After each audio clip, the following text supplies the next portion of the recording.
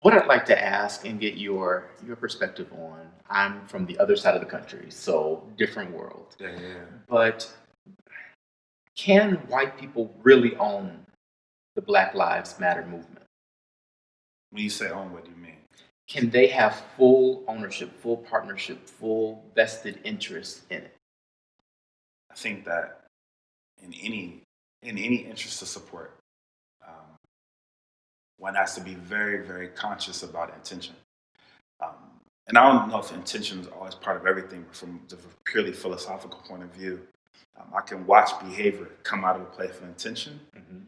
and then when their intention is met with their dissonance, meaning that the reality that they've justified beyond their actual intention, which means they've moved out the scope of what they're intending to do. I can only control me.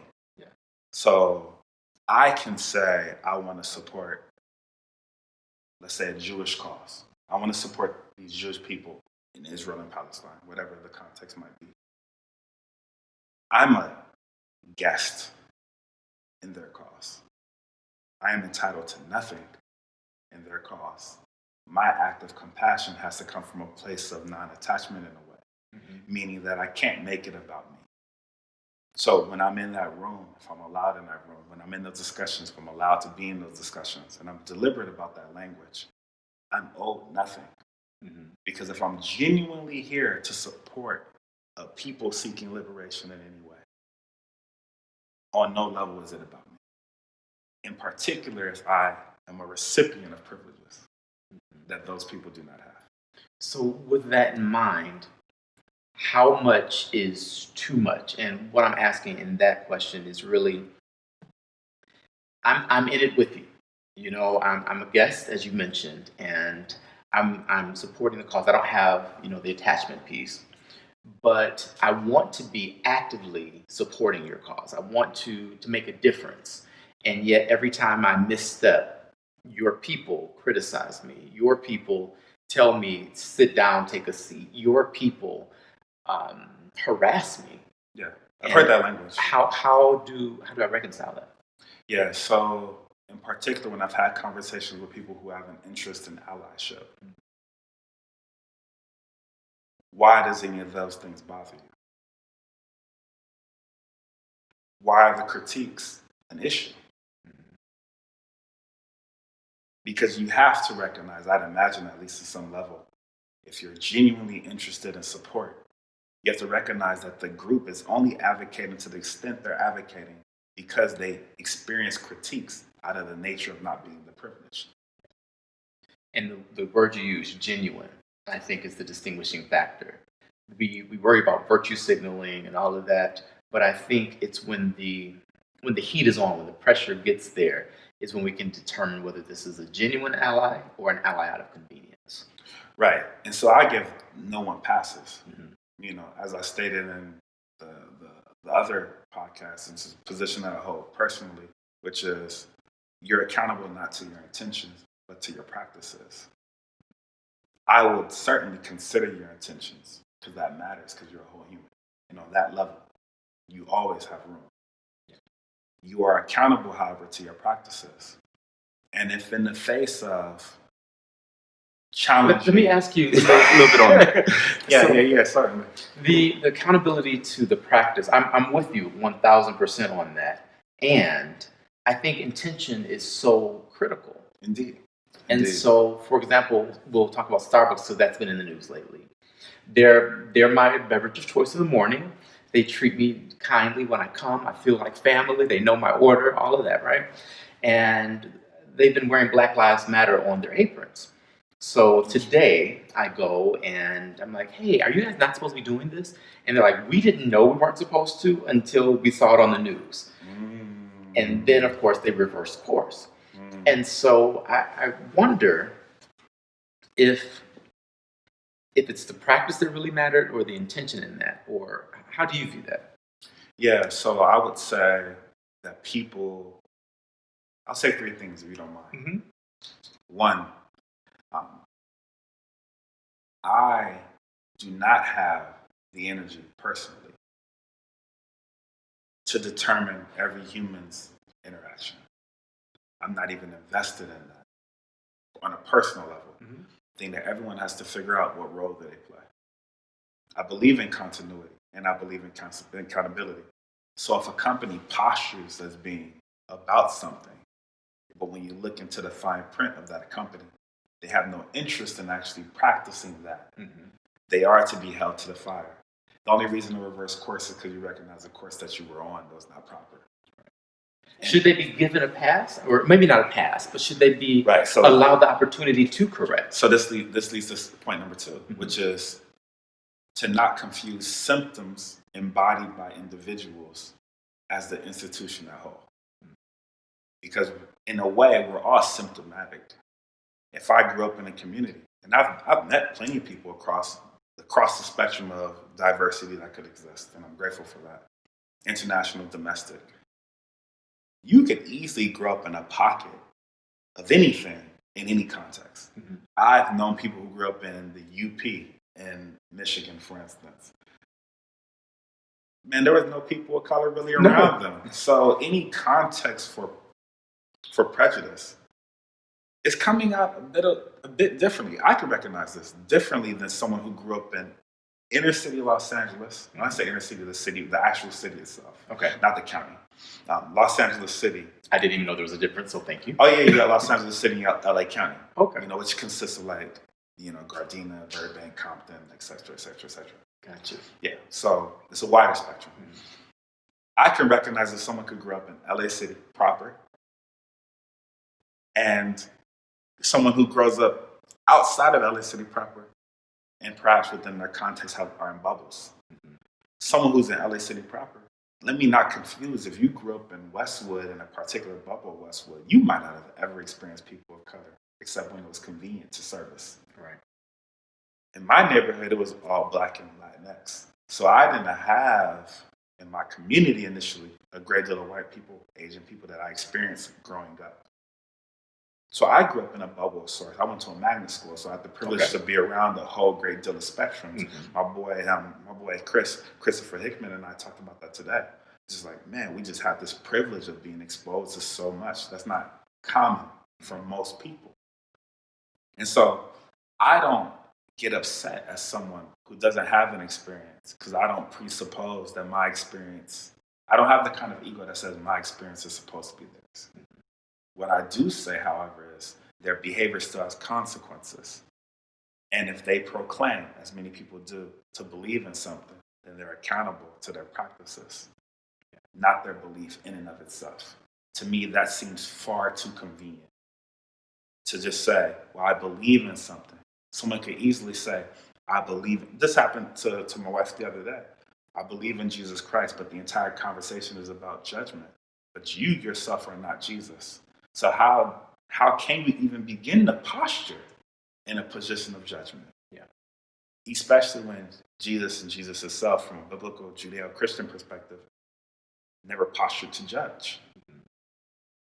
Right? So I believe that you can recognize individuals. Those people working at Starbucks, man, I don't know what their intentions are when they work at Starbucks. They're just trying to get the bag. I really don't know what they're going for, but I can understand that they're not the people in the room making decisions around the public position of this company.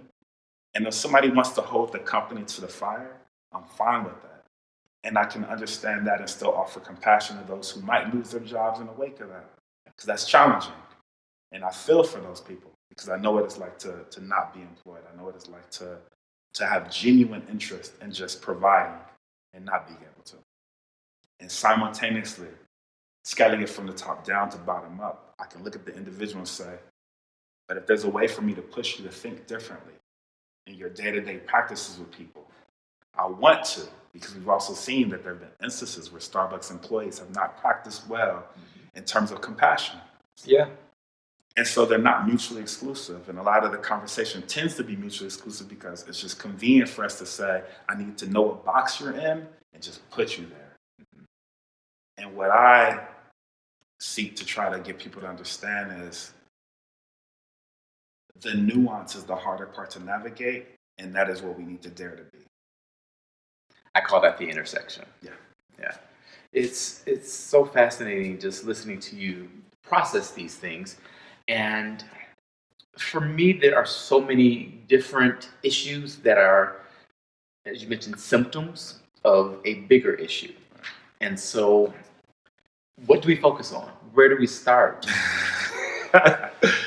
That's a good question. I think that oftentimes when I hear that premise, is people, I have a tendency for people to express this feeling that there has been nothing already in momentum. You know, it's like, where do we start? It's already started. I'm so glad you said that. Wherever you are, it's already in momentum.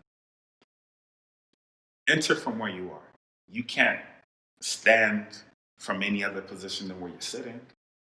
So stand from where you sit is what I tell people. So if you are in a position, for instance, yourself with this particular podcast, this is a place for you to stand. You can say, well, I have this. I can embrace this in this particular way. But in your personal day-to-day life, you can never be ahead of where you are. Yeah. In your own work, in your own peace of mind. Someone might see you post online and confuse that for being in a place of peace, because you might offer compassion. You might, on a personal level, be reconciling within yourself, triggers that you might witness in the external world, while still trying to offer the very thing you believe and practice. They're not, like I said, they're not mutually exclusive. And so what I tell people is take an honest look at where you are. If you fear confronting truths that are different than yours, that's where you need to sit. What's holding you back? Why are you, the words that I used before, why are you so fragile? What do you fear? What are you trying to hold on to? Because in truth, if you can't let go, that denial of something means that you cannot honestly look at it something. If I have to deny, it's like me saying, you know, I can't talk to people who wear blue jeans. If I have to deny that part of you, I'm not interested in you. Yeah. Period. It's really just that plain in that way. But I can easily say, well, let me go to the outer skirmishes of my own thoughts and say, let me find somewhere where I can rationalize why you're okay. And then make you an exception to the rule. Because I'm still not confronting the truth that I have these rules, that I have these ideas. Right. And that's the fragility, you know? And the fragility exists across spectrums. I've been in spaces with academics who cannot consider things that are outside of their scope. I think that's a big point to hone in on. I want to play a clip from Today Over Tea. Yeah. And so it's you talking about compassion for the police officers in the George Floyd incident. Yeah. So let me play that really quick. I feel less rage and more sadness that this is still continuing to happen. I look at those officers and I think, like, man, what a loser. Like, what happened to you? Yeah. You know, like, what happened to you Yeah. that 4 of you weren't enough? Whew. How did it get to that point? The African American community is struggling in this moment with compassion. There are those within the community that feel as though we are always the ones that have to forgive. We're always the ones that have to go high when they go low. And a lot of people are tired of it. Indeed. Where do we go from here? I think that that's important energy. So when I say that that's important energy, what I mean is that nature, which has been around a lot longer than us, has discovered that tension plays its part. For any given plant, sun is a fundamental part of its growth, and water or rain is a fundamental part of its growth. On the surface, those two seem mutually exclusive, but it's those two things that allow the proper tension for it to grow the way it needs to. And I believe that in people as well. That there's a role to play for tension. You need people who are going to say, nah, nah, because there's a time and place. Very similar, you know. From a Judeo-Christian biblical point of view, the example I referenced before was walking into the temple, flipping the tables. Well, there's a time and place for that. It's not a default position that should ever be practiced, but it's an important position to hold when operating from a place of principle. Big part. Not the default, Right. but there's a place for it. Right. Love it. And I recognize, though, that people who experience trauma, to ask them to continue to carry the burden when people posture and say they're interested in being part of the movement. It's challenging. It's hard for me to believe, at least. There's a convenience that comes from someone to say, I'm interested in doing the work, and I'm going to lean on you completely to do the work. So if you don't respond to my text, if you don't respond to my message, because you're my black friend. Right. I wait. That's a lot. I can understand someone. I'm grateful to have a relationship with a man in the city named Andreé-Wade. He's a great guy. Yeah. Incredible human. And in the world of the LGBTQ plus community, one of the things that he gave me insight on, which is it's exhausting, and he's a black man in particular, so it's exhausting having to constantly educate. It's necessary work, but I don't ask that everyone does it because I understand that everyone has to honor where they are. I may not be in a place to offer you that, and if I offer it to you, the cost is so high because I incur the cost in general. Right. But there are some of us in any community who, for whatever reason, don't mind doing that work. They have to do the work.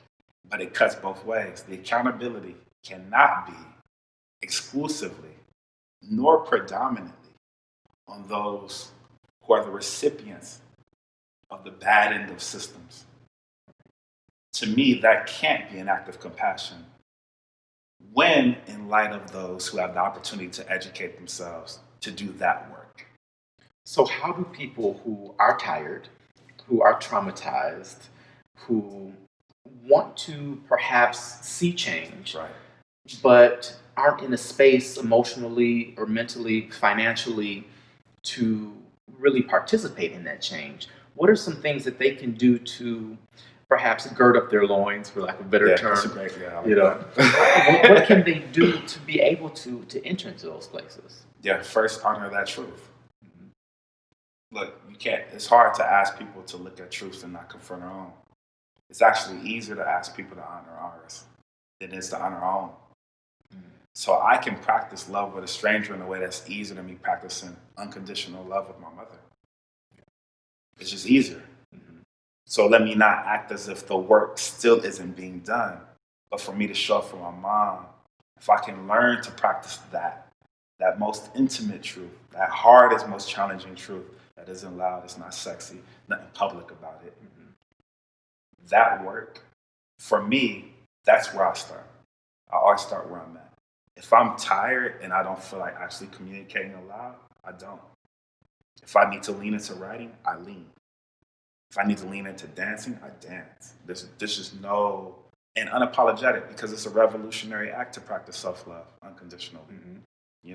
To have that sense of self, to practice that sort of grace. Because ultimately, if we're talking about systems at scale are just people at scale practicing them.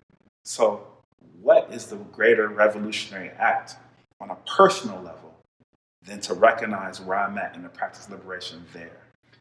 I think that point about systems is so vitally important because with the Bernie revolution, we're like, we're gonna change the system, we're gonna revolutionize everything, and then they're jerks. So, and I'm generalizing because I'm a Bernie bro. Yay, Bernie! But I'm a everybody bro. So I get you. Yeah, but starting with the self, I think it may be the harder task to rise up personally than to call others to rise up to a standard.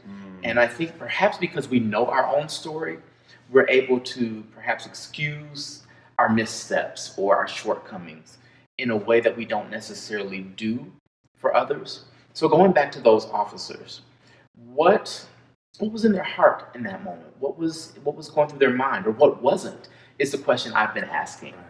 Because when I look at the officers I'm in a relationship with, all of them are overworked and underpaid. Right. All of them are emotionally exhausted. They've all seen things that I wouldn't want to see in my worst nightmare. And they live that on a near daily basis. Right. They're the ones that go into the scenes to clean it up. And then, everyone else kind of comes in. And so for them to even try to employ compassion in the way that I think that word is used is a near impossibility. And so I think that there should be a measure of grace given and extended, and that accountability piece is still there, because I don't think that it excuses bad behavior. Right. And I think that we as a culture need to reevaluate and create systems that support them in new ways. If you're a soldier, you don't go to war for your entire life.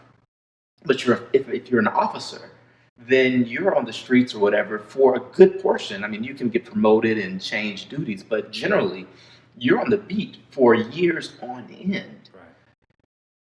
Talk us through that. Yeah, so a couple layers. One, for those who are on the brunt end of perhaps a system that's not even honoring those officers. Compassion can feel like a pass, because oftentimes when we discuss compassion, it is almost separate, if not completely, quite to an aggressive extent, from accountability. That it's an either or mentality. And I don't know if it has to be that way, though I haven't completely fleshed out what that looks like. There are instances where people have talked about having councils of people who review behaviors of officers in any instance in which violence, particularly casualties, is part of. Having a council of people say, we're going to look into this, and then we'll determine if it needs to move to the next step of getting a lawyer involved. Typically, there's a lawyer who's part of it, and then moving it to a state level of saying, you're accountable, or a district level, you're accountable. Because that behavior, once again, it's like symptoms. I look at those officers and I think, dang, like, 4 of you were not enough. Like, it blows my mind to think, like, and how many instances have we seen that? How many instances have we seen? Because very seldom a single officer. Right. You know, the most public examples when we're talking about officers in particular is usually there's a group dynamic to it.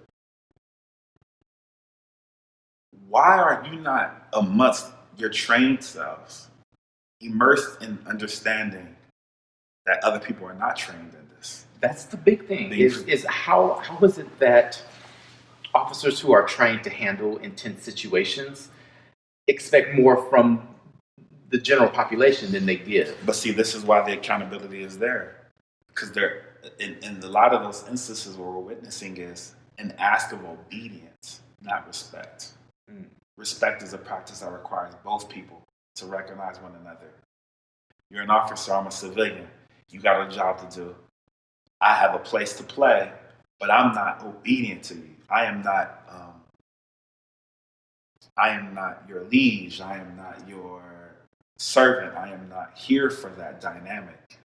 But that dynamic plays out in a great deal of instances that we witness publicly, where it's I'm making a point.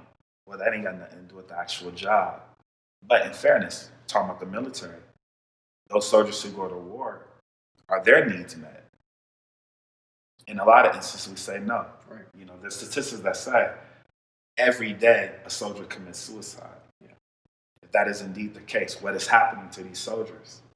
Where the reasonable response is, I will end my own life. Yeah. Which is something that I'm not going to go as far as say it's unnatural, but for most of us, this is all we've ever known. So the idea of not having it is literally a final space of refuge. Yeah. I mean, it's a place where hope no longer can reside, you know, or at minimum, or at best, perhaps. I hope that when I no longer live, there's peace. What's happening to these what happened to the military personnel? Okay, well, that's military, like you said. They're not even experiencing that over the course of a lifetime, most of them. So then you take an officer, they 10 years in. What's become their norm? Have they no longer practiced what it means to see another human being? Even more so, was the culture even complementary to that intention from the very beginning? Officers have a tendency to practice at scale the no snitching policy in a way that other groups are made fun of for that practice, But really, we've witnessed that scale take place across the country. That's challenging. Yeah.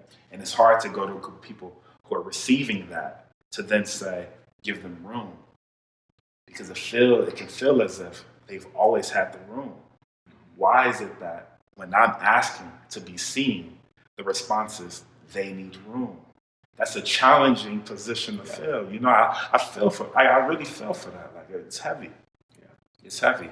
And so my response oftentimes is, what is the intention? What are we seeking? It's challenging, but I dare not ask anybody to practice something I'm not willing to practice myself, personally. Right. But I recognize that there's a role for people to say, you don't get a pass.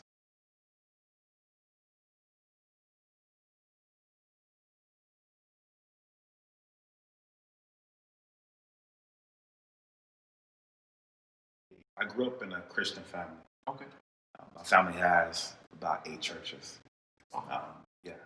I come from a family of orders, to say the least. Mm-hmm. And I'm not even top 10. Like, it's amazing to witness really at scale what that looks like.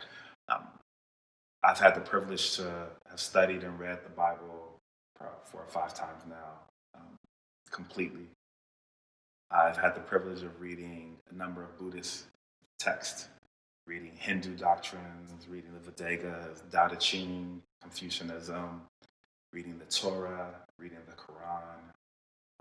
I've been incredibly lucky to not only have read those things, but to have had access to people who could help me venture through those topics. Yeah.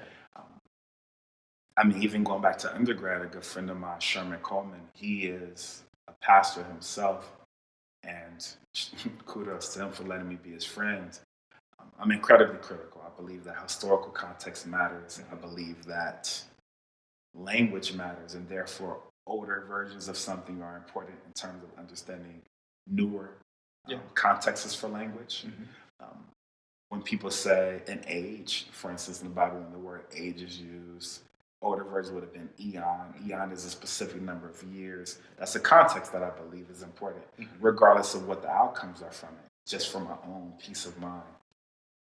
So no, I wouldn't necessarily claim any particular religion, but I would definitely irrefutably say that I believe, though, regardless of the religion, it's hard for me to believe that someone believes in practicing closeness to God and simultaneously practices things that divide them from fellow man.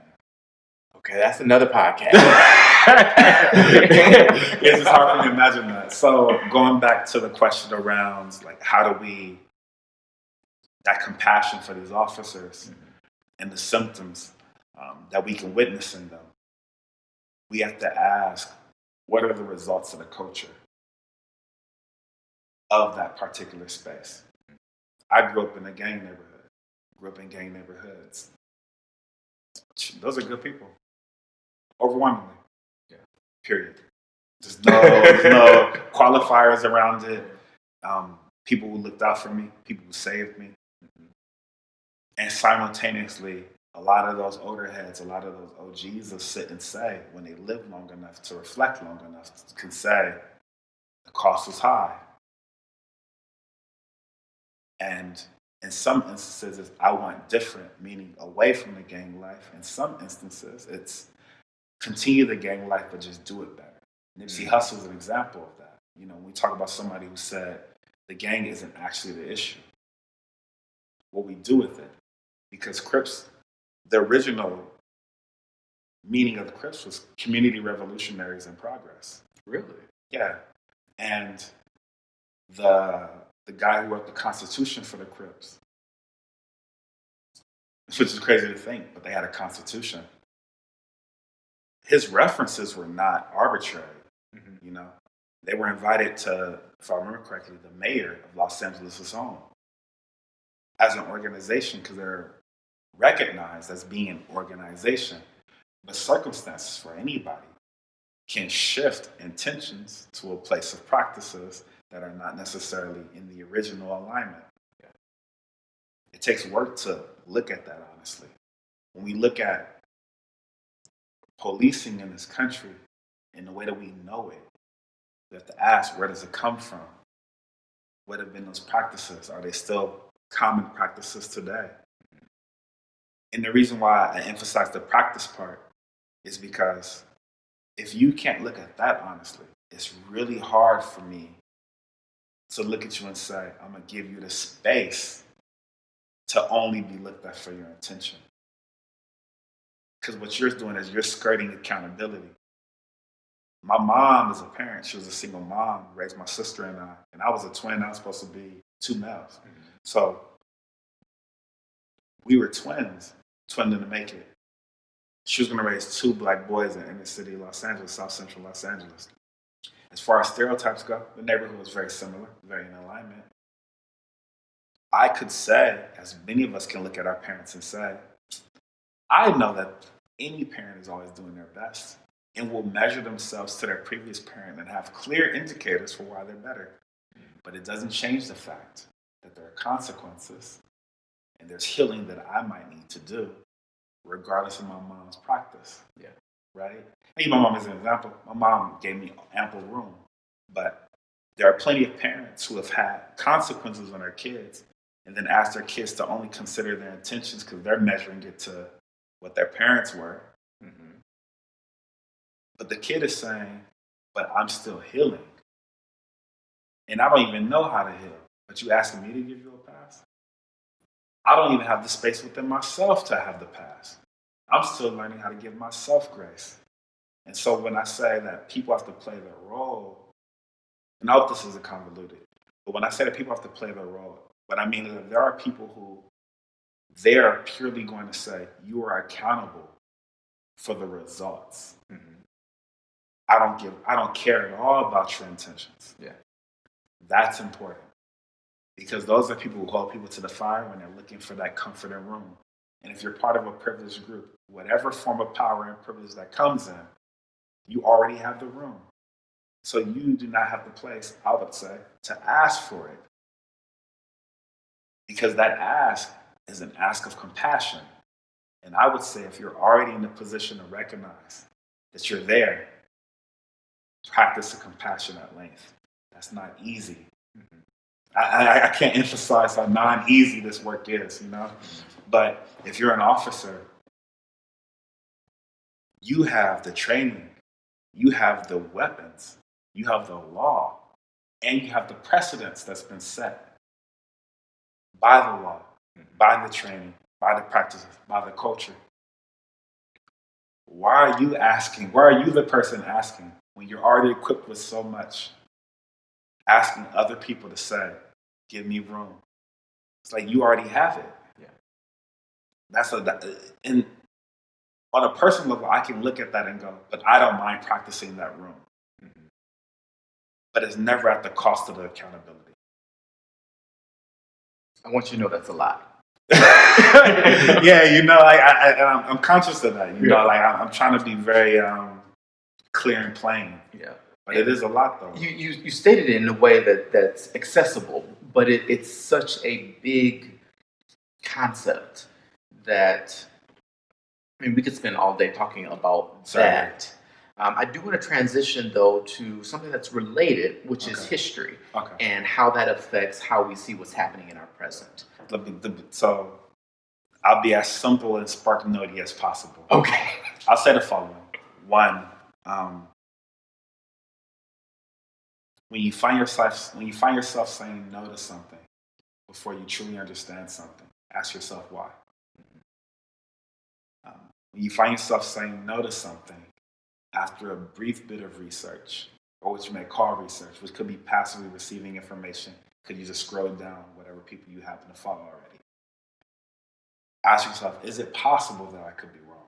I think this applies to both sides, period. Or whatever sides, the multitude of sides that could exist. And then 3, when we're asking someone to give, ask what have they already given up? Because it's very similar to people I know who have claimed to believe in Christ, for instance. Mm-hmm. And if you've practiced that, if you've read the New Testament, and interpretation could be those who are practitioners really do incur a great deal. But in incurring a great deal, such as, Saul became Paul. Mm-hmm. What you're incurring is liberation. So you have greater room. You've incurred, but you've incurred freedom. If you are someone who claims to have that freedom, why would you then put the onus on someone else to incur greater than the freedom you actually have? You recognize, if you really genuinely, without judgment, can say, oh, if you even with the arrogance that might come out of it, oh, I don't think this person is free. So why are you demanding so much? You have to understand what it's like to not be free. Yeah. Oh, you think you fell on the right side of history or of practices, so the ego can tell you, I got it. You've forgotten. That's not compassion.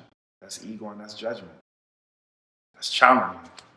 But to ask the question, what place am I operating from?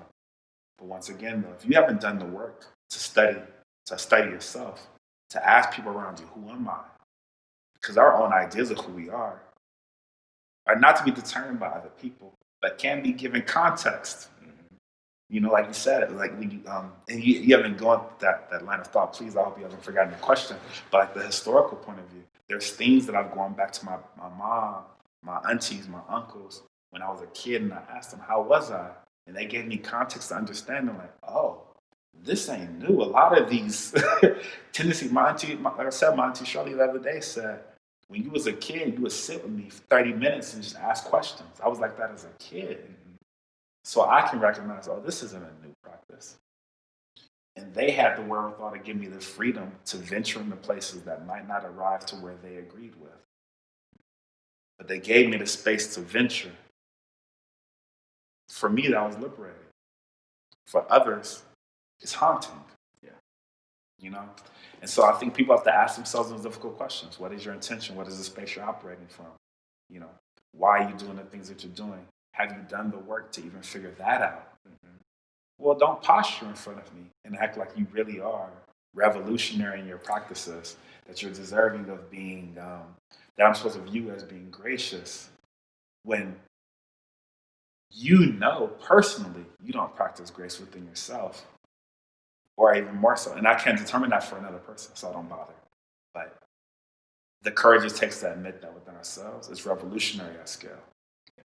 And our greatest relationships, I would imagine, tend to be relationships that are rooted in practices of honesty and fearlessness. And you can only be fearless if you face fear, you know? That's everything, you know? I chose my wife. I can practice that with my wife. Even when I'm not as courageous as I want to be, I can lean in.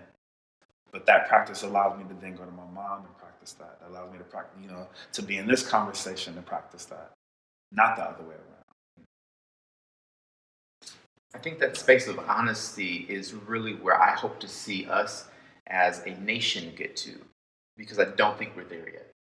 I think we have a long road to get there. I know we're making progress, but to really look at ourselves and accept, like, we have work to do still, you know, individual work, let alone the collective. Trevor Noah said, when he talked about with South Africa and their reconciliation, the peace and the reconciliation, and it's important that conjunction is combined, because it's not peace in a vacuum. It's peace and reconciliation, because peace is not sustainable even on the front end if reconciliation doesn't actually take place. You have to give people room at some point to really put all of their woes, all of their worsts on the table. If they can't put it on the table, then they keep it in their pocket. If they keep it in their pocket, it's always able to be withdrawn. So I've got to ask this, and then we'll get to the other question. I didn't mean to. No, you're good.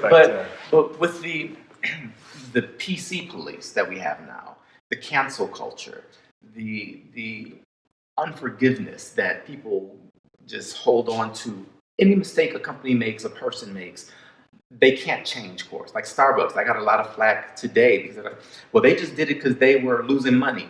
I'm like, first of all, it's been a day, so they haven't actually lost money. Right. But they also have made mistakes before and taken efforts to correct it? Are we supposed to hold them to their previous mistakes, or can they be honest and say, you know what, we thought this was a good policy, clearly we were wrong, and now change course? So what do you think about that?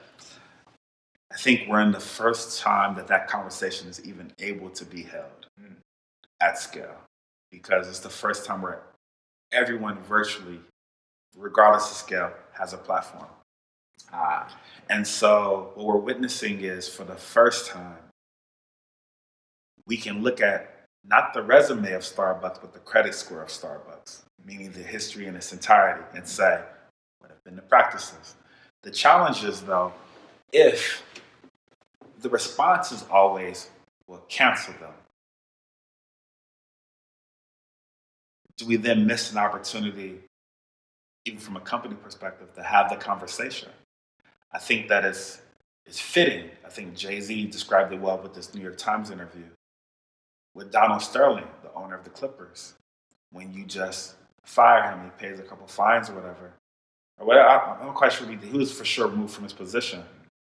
Is then everyone else who's watching goes back into hiding. And so you take a victory, but it's a bit hollow. Not completely, but it is a bit hollow, because the question becomes, what is the real change we're seeking? I say you won the battle but lost the war. Right. When people have asked for equality on any scale, or civility in any scale, what we're talking about is a cultural shift. What we're talking about is, let us be protected by the law so then we can go into the streets and then begin to advocate for ourselves, knowing we're protected, to have the more important conversation that has to take place. I love that framing. That for me just clarified so many different things, because I've been so grateful for the work that has happened in the 60s and the 70s and the 80s.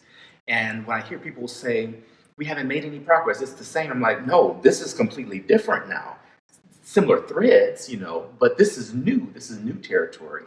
But I love the way that you framed that, so thank you. Yeah, no problem. I have no interest in living in my grandparents' time when they were kids, because I can honestly look at that and say, that wasn't a come up. I mean, there was costs that they incurred. There were things that they had to live through and experience. I mean, at best, the shades that I can understand are pale. Yeah. And I'm honest about that. And yet I can still say, but there's commonality. They're not mutually exclusive. That's the harder part. It's hard to say, well, dang, it's changed, and yet it's so much the same. But how many of us are like that? Yeah. How many of us have changed and grown, and yet are still in some way? I have habits that go back to when I was a child. Yeah. Some of them I stand by. And some of them I go, ooh, you got some letting go to do. They're not in pockets. They're not in vacuums. They're not in cups that you can put on the shelf. They're not. They just are. And we have to reconcile through that. A lot of the young students that I've taught between 16 and 22, a lot of them have been asking, well, I'm frustrated, I'm upset. I'm like, that's true. But what do you know? You're critical of the past, but you don't have a context for it. You haven't done that work. You're asking people to see you, and yet you don't even see yourself. You don't even know how you arrived here. Now, in a truly public, at that national level, that sounds like, well, why are you holding them accountable? But the truth is, I actually don't even hold them accountable to that. I give them food for thought. I hold myself and my generation accountable for not giving them greater answers and greater education. Why don't they know better? Why don't they know the context? Why don't they know the nuances? Why don't they know about Tulsa and Stonewall? Why don't they know about the spectrum of things that have taken place across communities? Right. Like, why? That's not their fault. That's not their fault. That's just not. And I'm not mad at them for that. And it's hard to hear that and to own it and accept that, because then I don't know if it's our ego or insecurities, and sometimes that's the same thing. It's hard to distinguish sometimes. But that then boils over, because if I say I failed this person, then I can't necessarily hold them accountable until I've held myself accountable. And that's uncomfortable. Indeed. because we want to feel like we've done well. And my one of my many new things is telling people, stop saying you're not perfect. You are perfect. You are not inherently flawed. Right. Like, stop claiming that. Yes, you do have room to grow and to heal and all of these things, but you're perfect. So operate from that space, because then you can hear critique and get better. I'm an artist by nature. I spent years in theater and music and all of that. And the thing I wanted, I enjoyed the rave reviews, like, don't get me wrong. But what I wanted was my coach to tell me after, but when you hit that note, notice your palate was down. That's why you got tired. Give me the things that are going to take me to the next level, not just pat me on the back for the good. You can be perfect and still be better. That's right. I think that children are perhaps our greatest example of that. I can look at a child learning to walk and go, wow, it's still becoming, but look at all of this. Just that simple. And I use children as the example because any new parent, any new uncle, aunt, cousin, they're like, oh my gosh, it's so perfect. And even with puppies and kittens and things, like, this is perfect.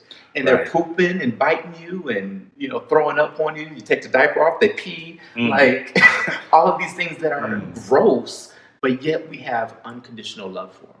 I would argue that it's actually not unconditional. That's why it changes. It's very conditional. And so the conditional nature of it is, as long as you're this, you're perfect. As soon as you move away from that, you're not.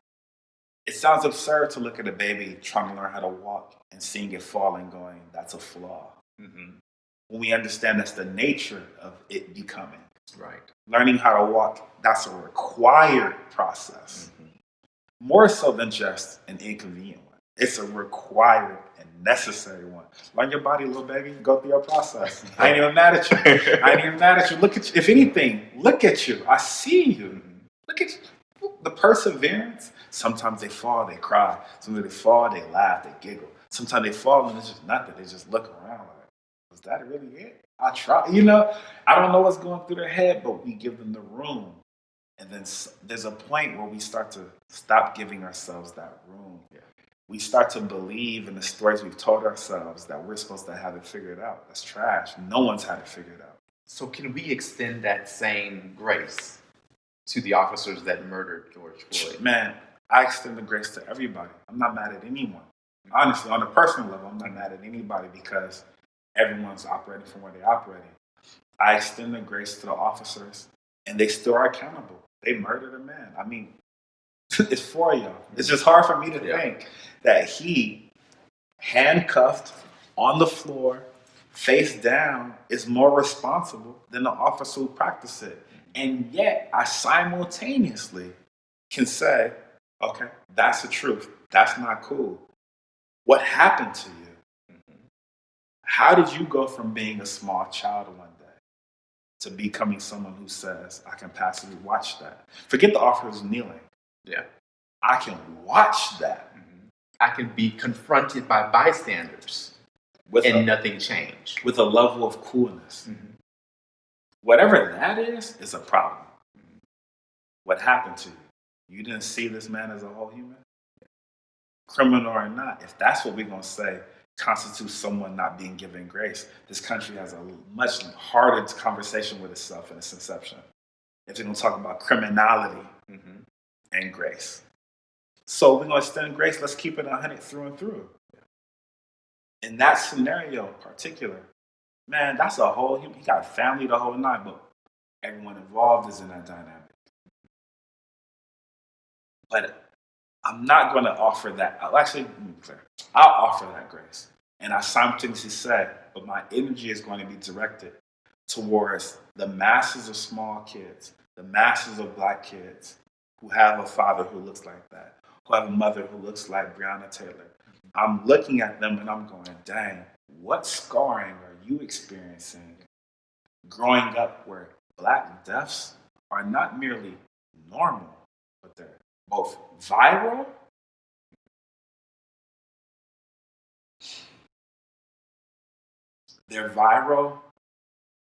and leveraged as a means for people to say, it doesn't matter.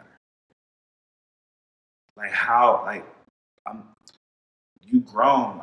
I give you that. I understand that. You lived a whole life. There's a reason you became this human. I look at the officers and I say that. I don't know the reasons, but I see you and I go, man, any of us could have become that. There's black officers who've done that. There's white officers who've done that. There's a spectrum of people who've done that, who ain't even been officers, you know, who've practiced that level of disconnect, you know. I think about the children and I think, okay, well, if I give you a pass, the consequence trickles down for real, for real. Mm-hmm. I'm not interested in you in that particular way. I see you. I feel for you. So our posture, our heart, our intention can be restorative, and we can have true empathy and love and compassion for the officer. Indeed. And simultaneously, use your word, I love that, also know that if we don't erect some boundaries and some barriers here, then this entire group of people is now going to be scarred and impacted. And that's okay. I mean, just think about it at scale. Because I think yes is the response to that. If I'm a kid growing up in today's context, where it's harder to control the narratives because they got their phones, the exposure, even from the context, like we talk about from the context of white privilege. If you're a white kid growing up, you're like, nah, this really just my homie. And you see your homie going through it, because you're like, dang, like, well, this month was this death. 3 months from now, going to be this death. A year from now, going to be death. It's like, that don't even make sense. Like, how do you even justify that? Why are your people always showing up as viral? Yeah. Why are your deaths a form of, I don't want to go as far as say entertainment, but it is eerily similar to lynchings, you know, in the sense that, oh, it's mass gatherings. Oh, did you hear about this? Let's spread the word. Right. So the gathering has moved from in person to virtual. Right. And with that difference, though, has come people who could never have been at those gatherings because they would have been harmed in the process, who can now share it and be like, yo, catch word. This is what's going on. So it's not, or in some way, maybe that is progress, but the results are the same. Why are black deaths still something to be awed at? So let's talk about this. So, I appreciate the space you're giving me to really talk about all of these things in this way. Thank you. Absolutely. It's an honor. Melinda Gates said that after first responders, blacks should be the first to receive the vaccine for COVID-19. That was met with harsh criticism and with suspicion. And it felt like an echo of the past where blacks were experimented on in medical settings. Whereas, and headlines, of course, now we don't actually read articles anymore. But if you go into the article, she said the person that needs it most is the person in the hospital setting that's dealing with this. Immediately following are the people that are most disproportionately affected, who are black and brown people. So we need to vaccinate them next because they're most susceptible. And then trickle down. So she's actually in a position of let's reverse this inequity. Let's fix what's wrong here. Right. And she's being eaten alive for it. Right. How do we heal as a people to get to the place where we can trust again, where we can believe in the goodness of others, where every attempt to help isn't automatically considered an act of aggression? I think first we have to re-understand what faith really means. People think of faith as being some lofty, deeply, explicitly religious sort of practice. But when I sat in this chair, I didn't question it, rather than that it would hold me. When I'm driving on the freeway, I have faith that everyone is also going to operate under basic rules. You know, that is an existing belief that I have, even when it's unfounded.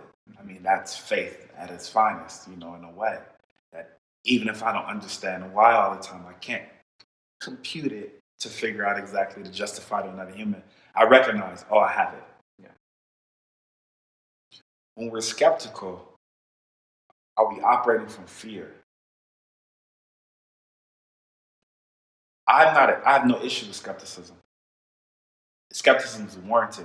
This country does have a unique history of experimenting on us. So I'm cool with people being like, nah, we gonna watch for a little bit. We're not gonna be first wave. Once again, I can't testify to the intentions, the practices of Melinda Gates outside of what I witnessed from her, what she offers. I can't. So I'm not interested in that. What I will say is, here's a concern to consider. Is there a way we can reconcile that? It is entirely too easy to be critical for critical sake when never actually being in the arena. So going back to Theodore Roosevelt's famous speech about the man in the arena, right? It's not the critic who counts. It's the man whose face has been marred by blood and sand who knows both victory and defeat, not the person who's watching in the stands. No statue has ever been erected for a critic. It's like looking at something like this. Someone could say, oh, this could have been better. But it's like, but then how? Right. It's too easy to say could have been better, but not propose a how. For people who are critical, I would pose the question, and I think this is like an entry point to an answer. When you're critical, what have you offered aside from that? And it's not to say that the critique by itself isn't warranted, but it's also to say we just can't stop there. Because cynicism means nothingness takes place. Because it's too easy to be cynical about everything. Man, I'm not going to buy this food. I'm not going to go to the grocery store. I'm not going to drink this water. Like, it's too easy. There's too much evidence, especially on the internet, to corroborate any line of thought. So that can't be the answer. So when people are looking and are going, well, how do we know? We don't know. But if Melinda Gates is serious and you've worked in your local space, because the national space is just, people are trying to hold people accountable to this federal level, this level of fame that's international. Nah, they're beyond your local sphere. You can't reach them. And even if you can, because we have the illusions of them being accessible because of the devices that we have, and in some instances that does take place, but the truth is there's no way to really verify that. How do you vet someone like Melinda Gates? How do you vet someone like Joe Biden? How do you vet someone like Donald Trump? You know, I have no real answer for that. I don't know how to vet them, but what I do know is I can do the work to be skeptical, and I can propose ideas. I like the idea of, okay, give these to these doctors, these nurses, because you're not going to give it to them unless you believe on some level this is going to work. A secondary question can come up. How do you know it's the same vaccine? How do you know it's X, Y, and Z? Right. And really, on a personal level, I tell all the homies, if you're skeptical of the world of medicine, get involved in the world of medicine.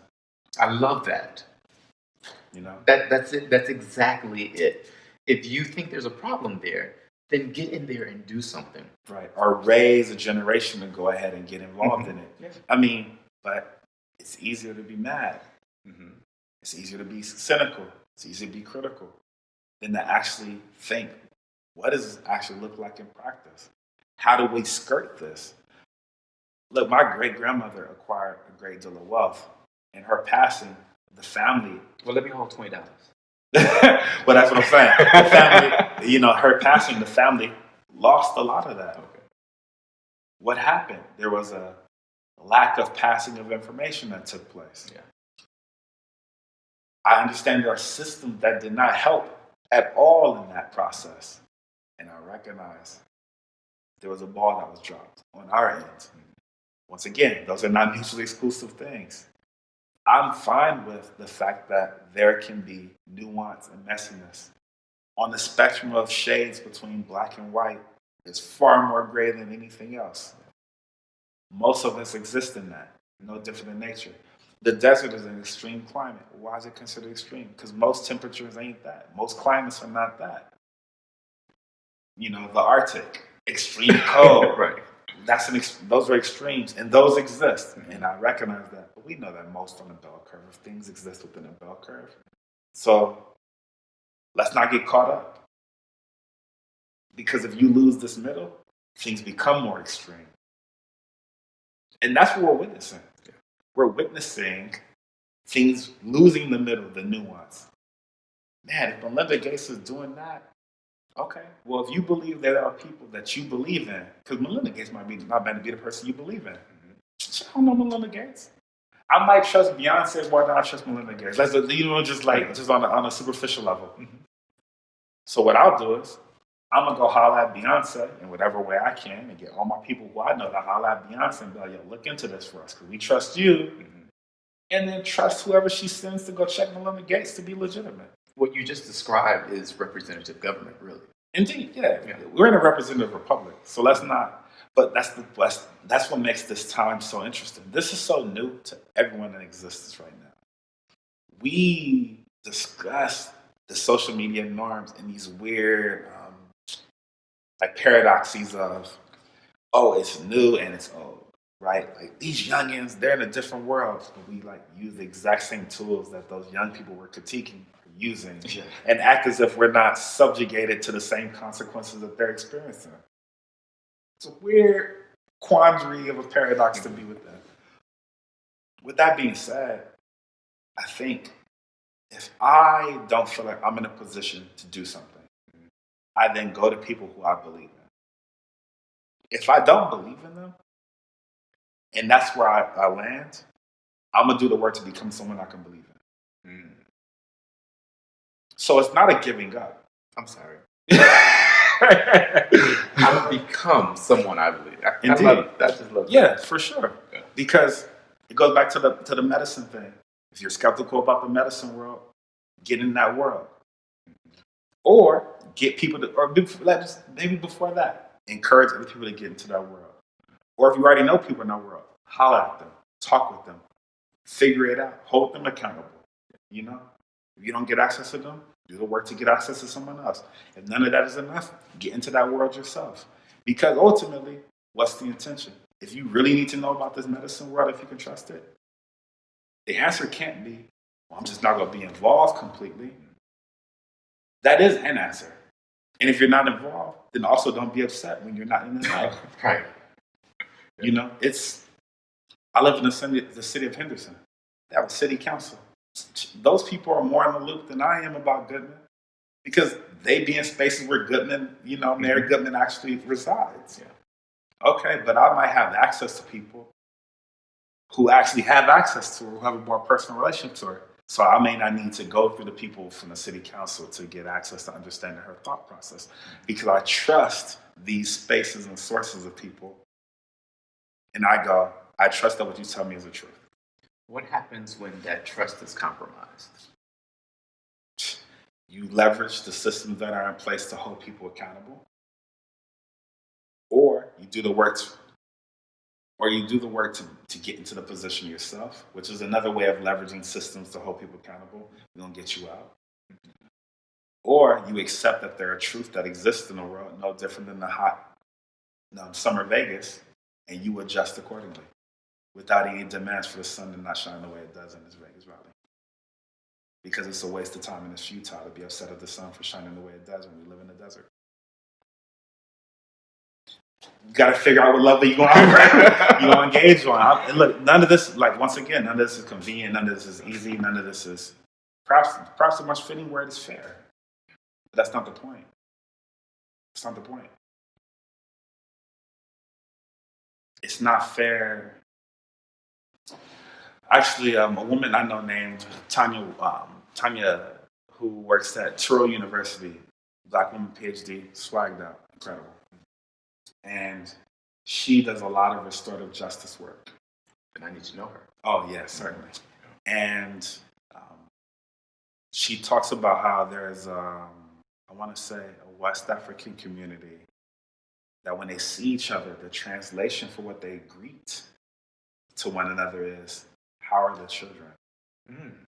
It's not a question of how are you. The question is, how are the children? Because as an elder, the children aren't well. How dare you be well?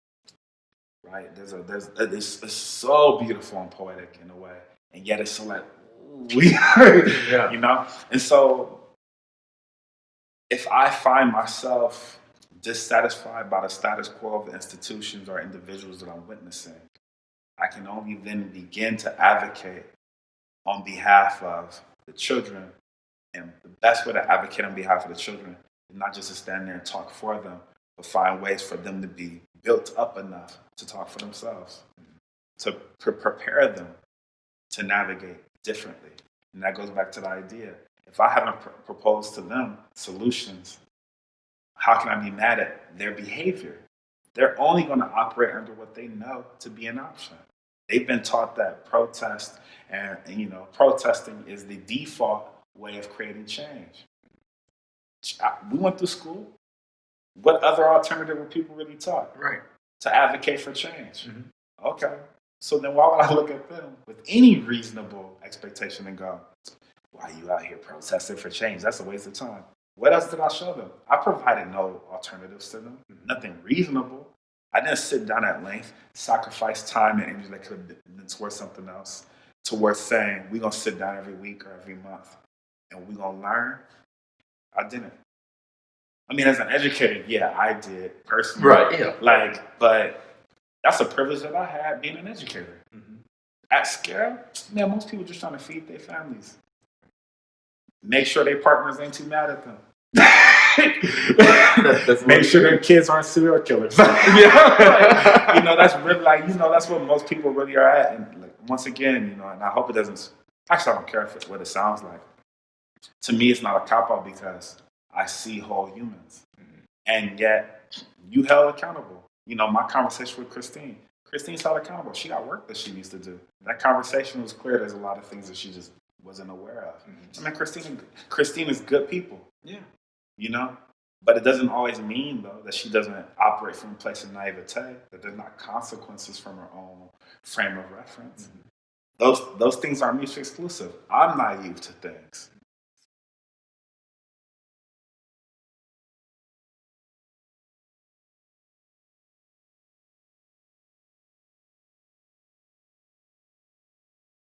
So I want to get into All Lives Matter. And what I have been very, very conscious of is how that particular phrase has now been politicized and it's been used, it's been weaponized. And so I actually believe all lives matter. And until Black Lives Matter, then all isn't all, right? What my concern is that we alienate those that are attempting to be allies. And that in our quest for justice, for vindication, for whatever it is we're seeking, we actually become the oppressor, and our lives still don't matter. That's interesting. Okay, so I have a couple questions that I immediately thought of. One, why did the notion of all lives matter come to be? Where did that come from? Because there was a time where it wasn't a thing, and then it became a thing. Right? Why did it become a thing? I think it's become a thing as far as the way that it's being used presently. But I think it has always been a thing, going back into even, you go into the Christian tradition where in the end, everyone is together and it's utopia in a sense. We call it heaven. And so everyone ends up together as kind of the ultimate goal. That all might be saved is kind of the theme that runs through the teachings of Jesus. So it is something that's consistent, but the way that it's used in response to Black Lives Matter, no, all lives matter, no, blue lives matter. It's kind of as if to say, well, Black lives, it's a cute way to say Black lives don't matter, is the way I am viewing it in this space, in this time, which is also frightening. Because I'm like, you're that bold to completely disregard this entire, as you would say, a whole human. I love that. A whole human was murdered on the street on videotape, and you want to say all lives matter. All of those pieces are complex. Yeah, I would pose the question. Actually, I'll use an anecdote. My wife recently was in a park with a good friend of ours and her daughter. And she was approached by a group of people who identified as Christian, but they had a specific denomination. And they were asking my wife what denomination she belonged to. And My wife is incredibly gifted, and she's not somebody to run up on if you're not prepared and you haven't read well. Because she's well versed, so you just need to know when you're talking to when you talk to her. What point is to be made around what my denomination is? What is the intention behind that question? Why does that even matter? What box are you assuming I'm in? Right. Based on that information. And so we can, from like an institutional level, we can see that there have been a great deal of conflict between various denominations within even Christianity around practicing the grace to let all people just believe in the way that they know best. That we can look at the Bible, even if you look at it as an accurate religious doctrine, the relationship between Moses and God, Abraham and God, Joseph and God, Jesus and his father, Paul and his father, Matthew, Mark, Luke, and John, Job, Samson. And I know that's all men. That's a whole conversation by itself. We're all different and all look different. And if you didn't have the Bible to give you insight into the reasons why, you can never look at them and believe them earnestly. Not if you need it to look like what you know. Right. You know, if I need Matthew's relationship to look like Mark's relationship, oh no. One of them got to be wrong. So then, if one of them got to be wrong, what are we talking about when we say saving somebody? Oh, we've missed it. We've missed it in our pursuit of being right, rather than righteousness. Right? We've taken on, well, my version has to be correct. It ain't even about you. And the ego would cause us to say, I need to be right. But once again, if God is, here's an argument within a religious context. If God is indeed the creator of all, if God is indeed present in all, then can you get closer to God if your practices fundamentally separate you from other people? To me, it seems reasonable to say no, based on those premises in that context. You then scale that out to like a movement at whole and say all lives matter. It's an intention space. It's easy to say, I don't see color. But why must you dismiss something I recognize for you to have what you want? Do you actually see me? And then people will, oh, my father didn't mean to say the wrong thing. It was never about saying the wrong thing. I'm just asking you to see me because I'm a whole human. If you have to deny something to have something, I would argue you don't have it to begin with. If I have to ignore truths about my partner, then in order to have the peaceful relationship, I must not have a peaceful relationship with someone. Though whatever truths I do experience, I can also recognize I might have my own insecurities that are playing a part in that. Right. But I have to look at that honestly too. Because I can't deny my insecurities to preserve a relationship because it's only the illusion of a relationship.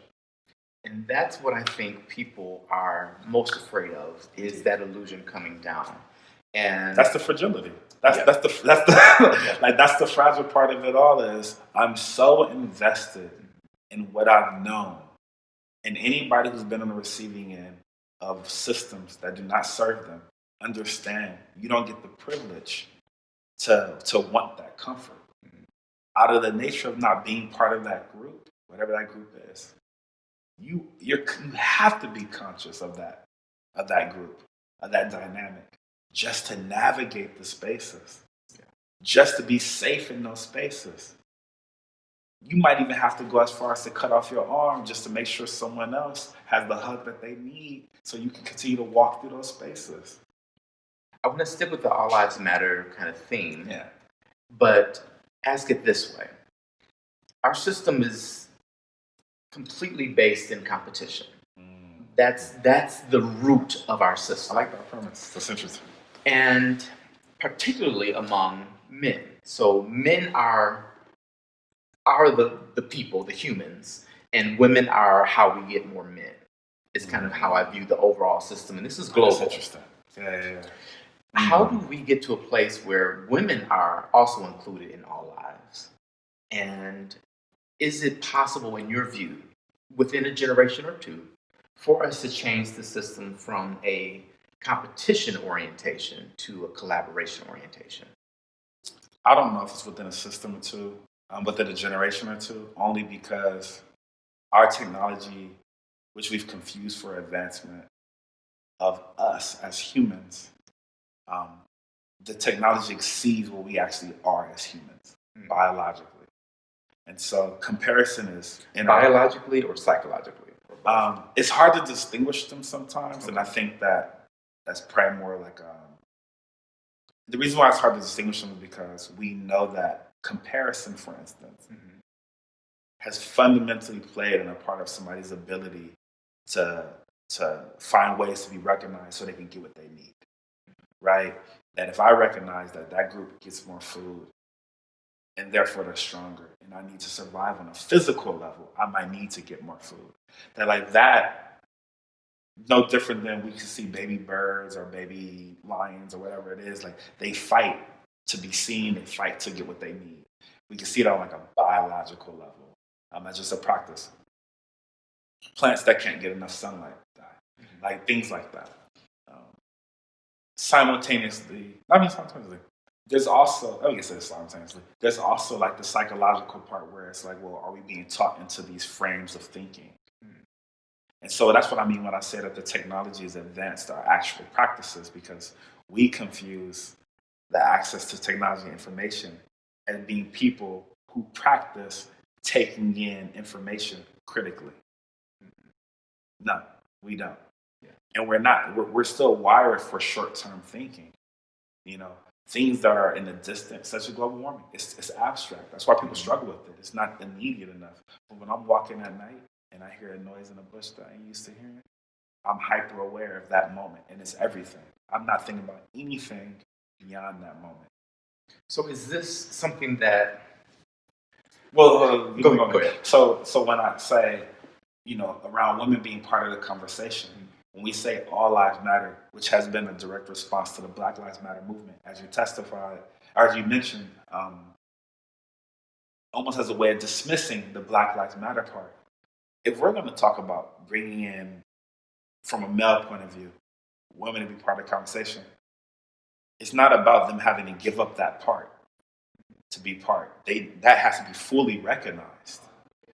That a blue crayon doesn't need to give up on any level its blueness for a yellow crayon to exist, and vice versa. If anything, how do I create room in this box for you to fully exist as you are and yet still have a place in this box? That's what we're seeing as the tension in this country. Is people are saying, this is kind of old. Why isn't there room?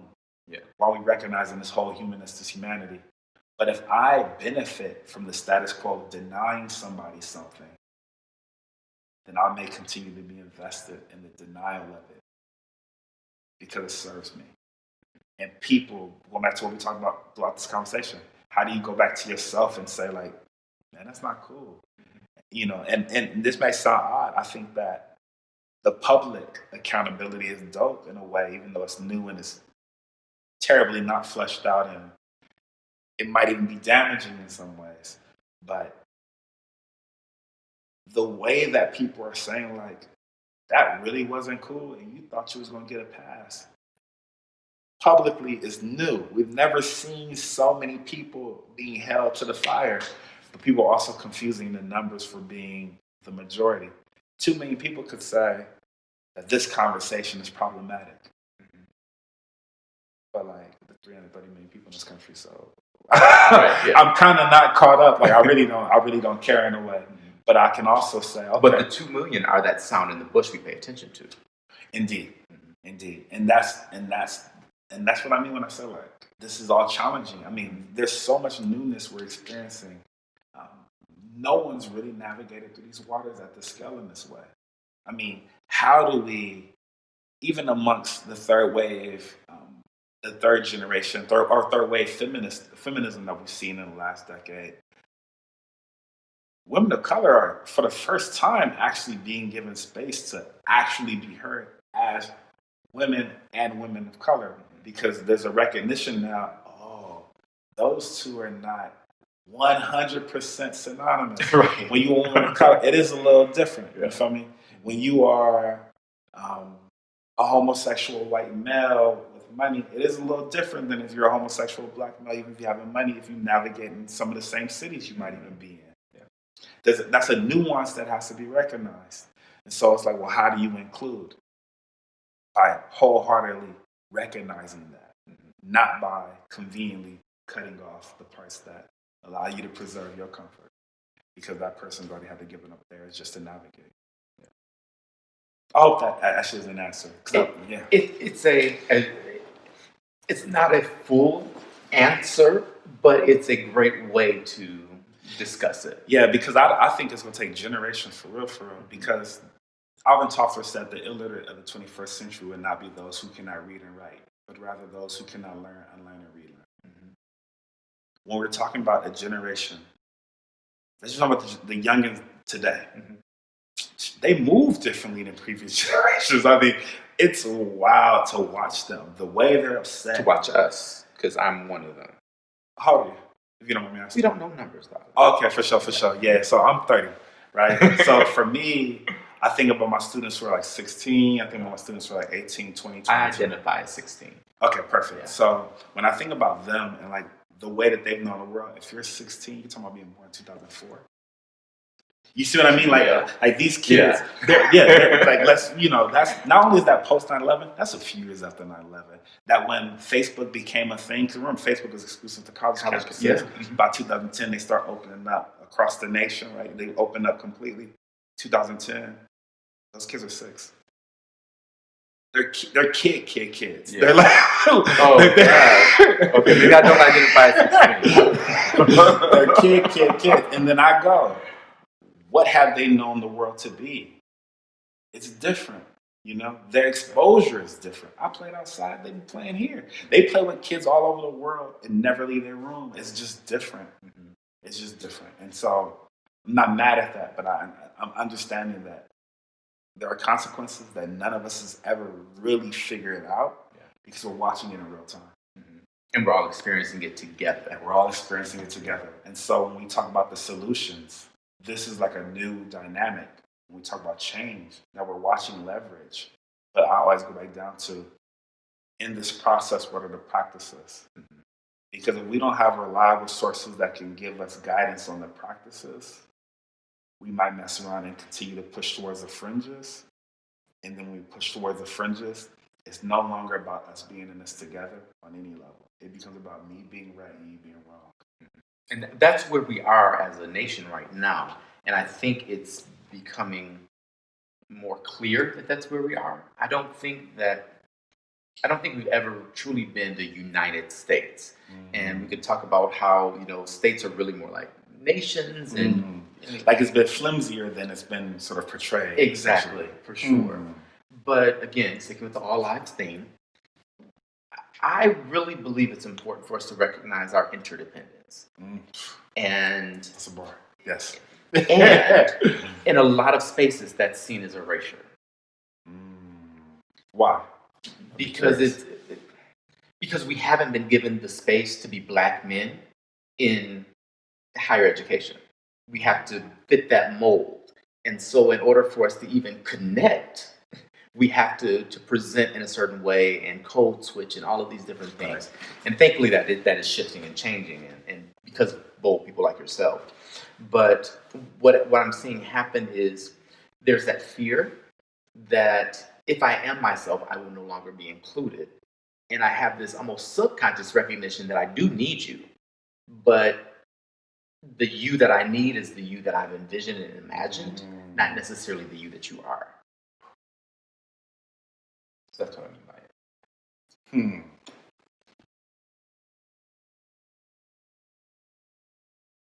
That makes sense. That's powerful because the expectation that comes from my own vision. I think it ties back to what I believe is like people's role. And there's a lot of roles, honestly. You need people who are incredibly unapologetic in an explicit fashion. And then there are people who are gonna infiltrate. I mean, for the lack of better words, they're gonna get into their spaces. They're gonna play the part. None of it's personal. They're going to just do what they need to do. And on the back end, when they get to a position of power, they're going to help out with the way that they can, that they deem to need to or are able to. I wonder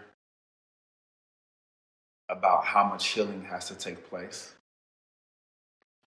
And I wonder what healing needs to take place for us to practice. Actually, let me step back. Democracies are in their very nature full of tension. And out of their very nature are fragile. All dictatorships are born out of democracies. And democracies are born out of dictatorships.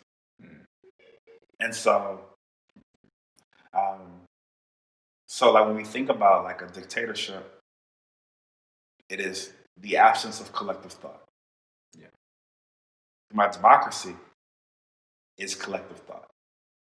The challenge is, how do I hear you? How do you hear me when we're vehemently opposed to one another? And how we work through that? What's always been a remarkable thing in this country, and it's very challenging thing in this country that's always existed historically, there's plenty, I can walk through that, that's easy. Decade to decade is easy. It's always been fragile because there's always people who are just like, nah, I don't agree. In this country in particular. I mean, there are people who were, this is less than 100 years ago. I want civil rights. And there are people who was like, nah, I'm not feeling that. Like, what are you talking about? Yeah. And it's like, whoa, that's crazy. But that's not new, you know? But we know that the context of that nah was different than 1865, right, which was 100 years prior to that. And we're going to war over this, you know? And so I think constantly, how did we manage to even maintain ourselves as a nation when the nation literally in 1863 was split in two? Yeah. And then they fought. And then like, had if war went differently, we might not even be in this conversation right now. It'd be a whole different context. But it happened to play out in a specific way that could lead to a series of events that could lead to us being here today. And I think about that and I go,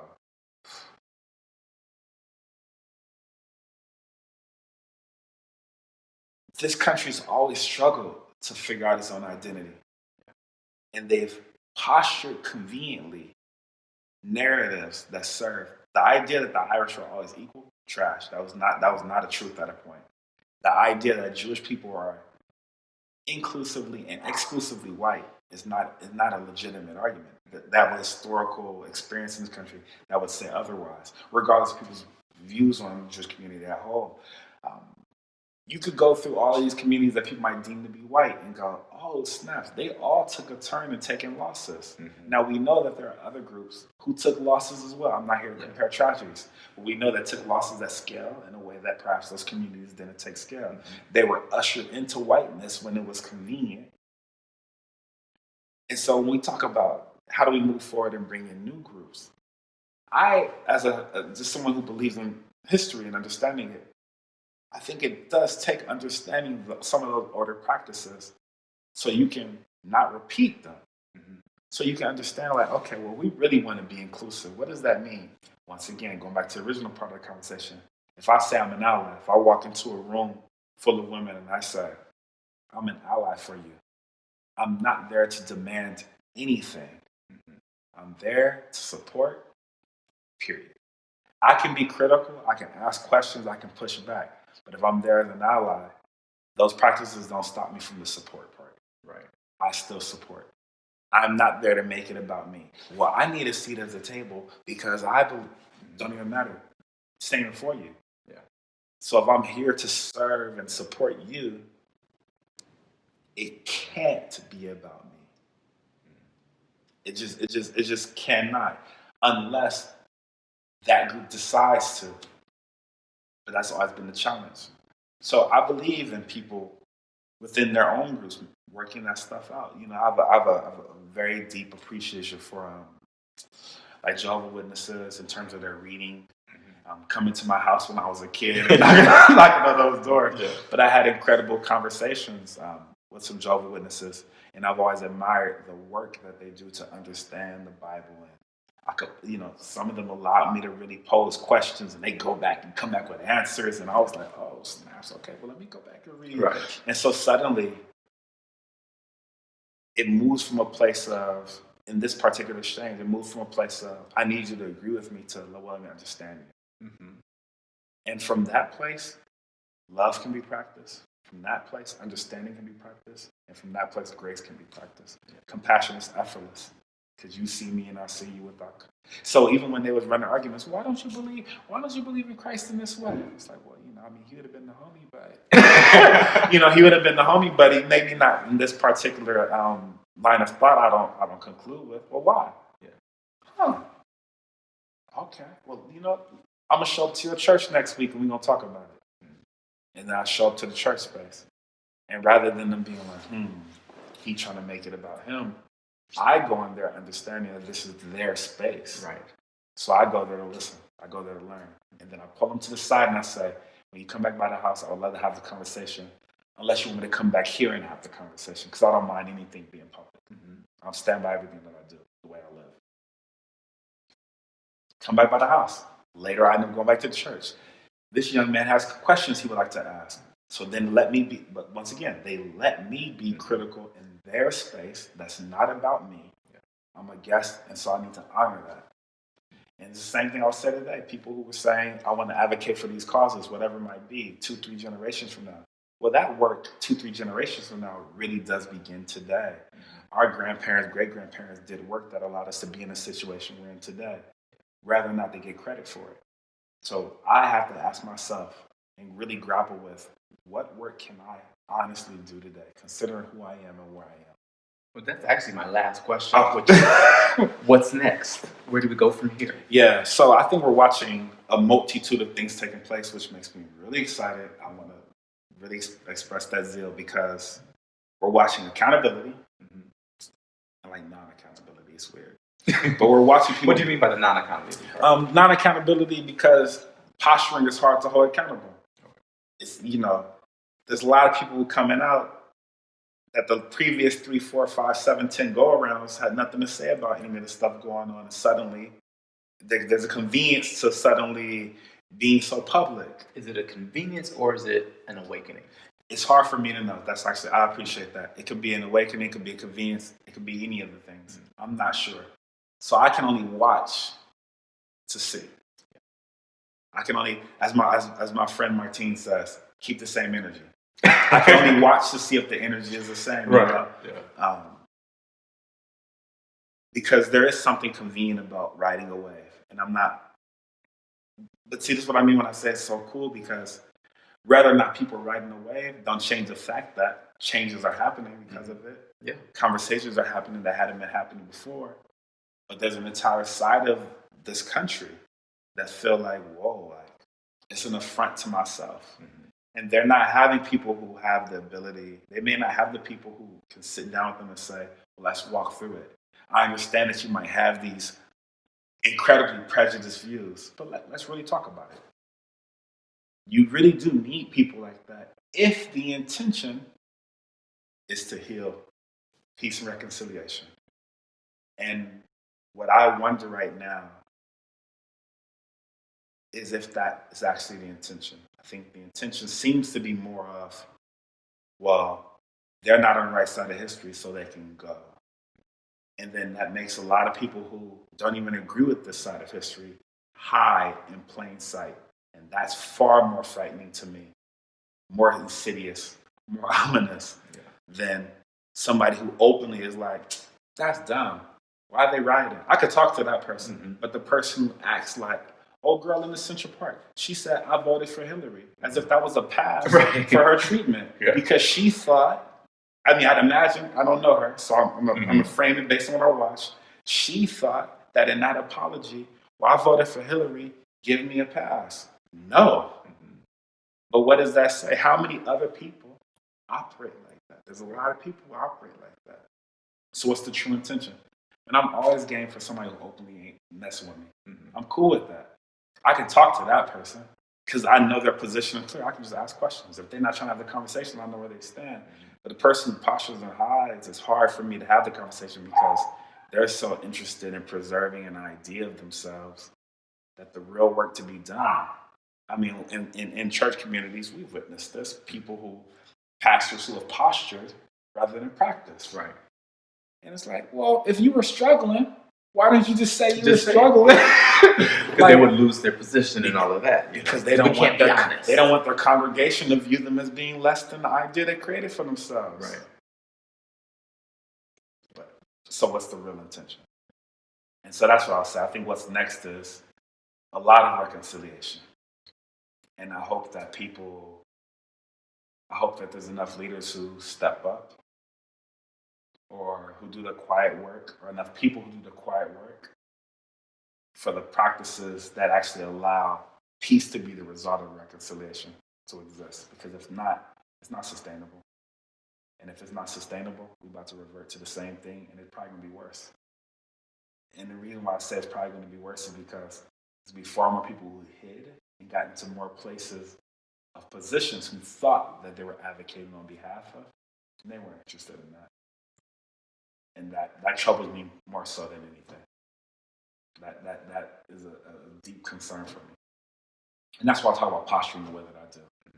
Because they say real recognize real, but you got a lot of people who wear really great costumes. And to me, that's far more frightening. Yes. People who worn the cloak of patriotism, wear the flag on a t-shirt and think that somehow makes them a greater patriot, but they don't even intend to uphold the values of the difficult conversation, which is part of a democracy inherently.